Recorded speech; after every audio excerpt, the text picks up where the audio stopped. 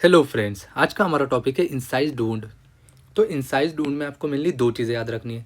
सबसे पहला, ये लैसरेशन का उल्टा होता है, और दूसरी बात है there will be clean cut of everything in incised wound. तो इंसाइज वुंड में क्या हो रहा है? There is clean cut. अब क्लीन कट किसका हो रहा है? तो क्लीन कट हो रहा है epidermis, dermis, blood vessels, subcutaneous tissue, nerves and hair bulbs. इन सब का क्या हो रहा है? क्लीन कट हो रहा है। अब ये जो मेरा इंसाइज वुंड है ना, इसके कुछ और नाम भी है, जैसे कि इसी को हम क्या कहते हैं? इंसिजन, कट, स्लैश और स्लाइस भी कहते हैं। अब इसमें वेपन कैसा यूज़ होता है वो भी देख लेते हैं। तो इसमें जो वेपन यूज़ होता है ना, वो शार्प कटिंग वेपन यूज़ होता है, like kitchen knife, razor, scalpel, kukri, chopper and axe. अब इसके डायमेंशन की बात करते हैं, तो इसका जो डायमेंशन होता है ना, मैक्सिमम डायमेंशन होता है लेंथ, ब्रेथ एंड डेप्थ। तो देखो, ये क्या है? मेरा इंसाइज वुंड है, और इस इंसाइज वुंड की ये लेंथ है, और ये क्या है? ब्रेथ है।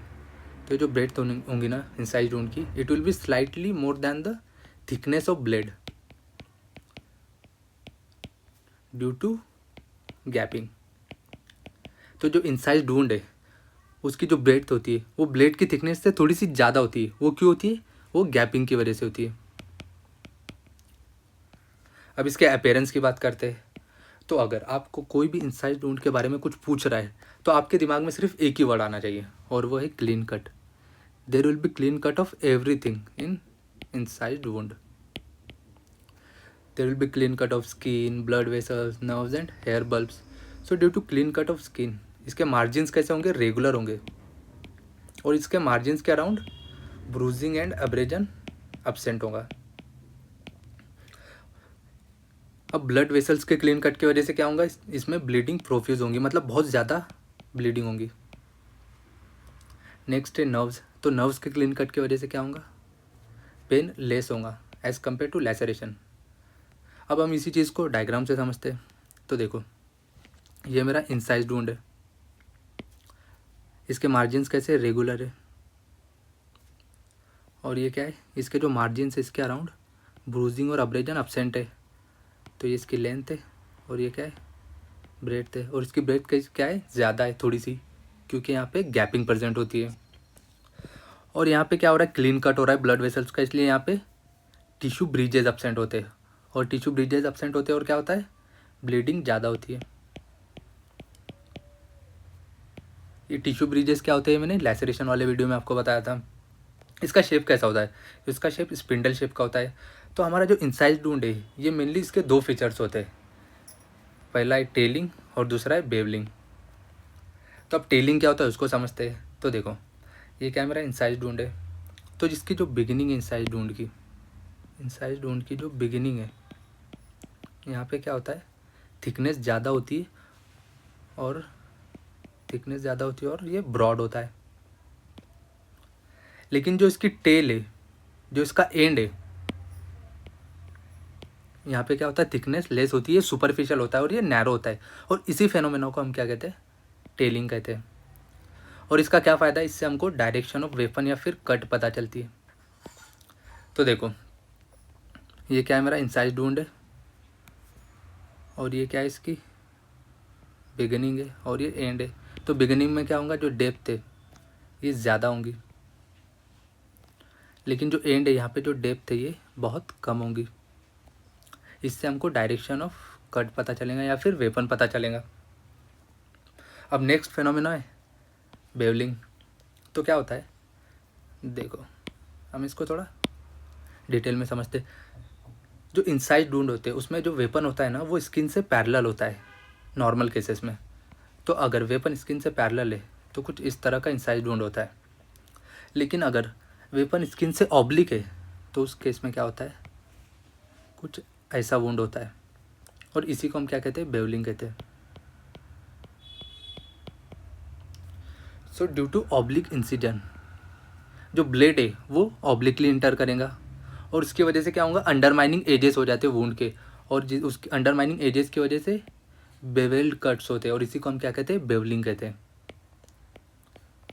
तो हमको दो चीज़ें याद रखनी है इंसाइड वुंड में, एक टेलिंग और दूसरा है बेवलिंग।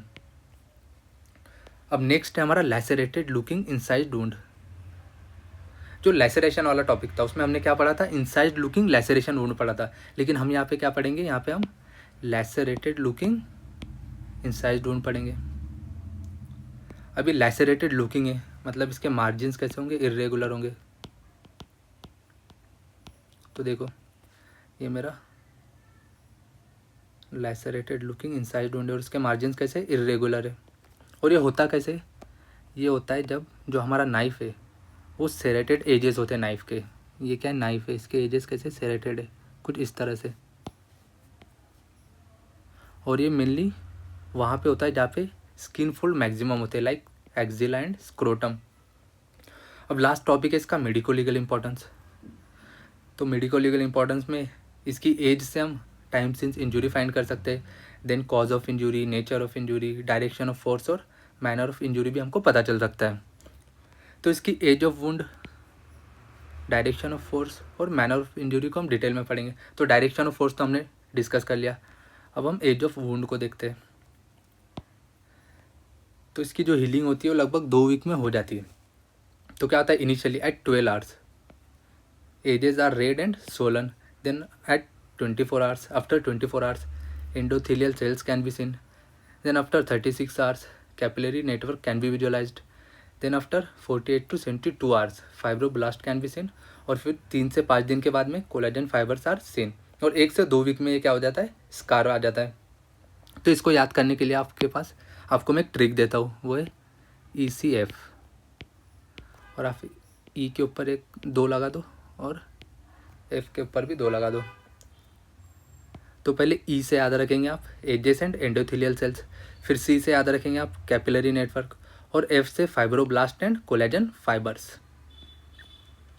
तो आपका एज ऑफ इंसिजन भी हो गया। नेक्स्ट है हमारा मैनर ऑफ इंजरी को समझता है। तो injury can be suicidal and homicidal.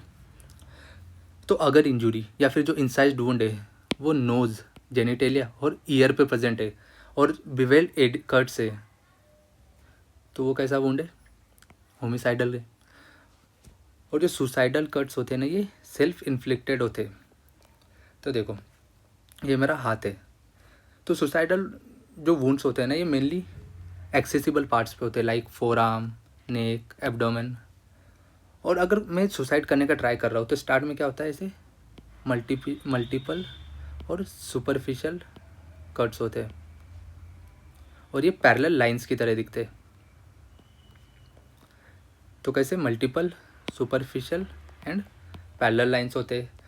और अगर मैं सुसाइड कर रहा हूँ तो इंसान पहले हेजिटेट करता है, इसीलिए इसी को हम हेजिटेशनल कट कहते हैं, ट्रायल कट कहते हैं, या फिर टेंटेटिव या फिर इंटेंशनल कट्स कहते हैं। So that's all about inside wound. मिलते हैं नेक्स्ट वीडियो में, तब तक के लिए बाय।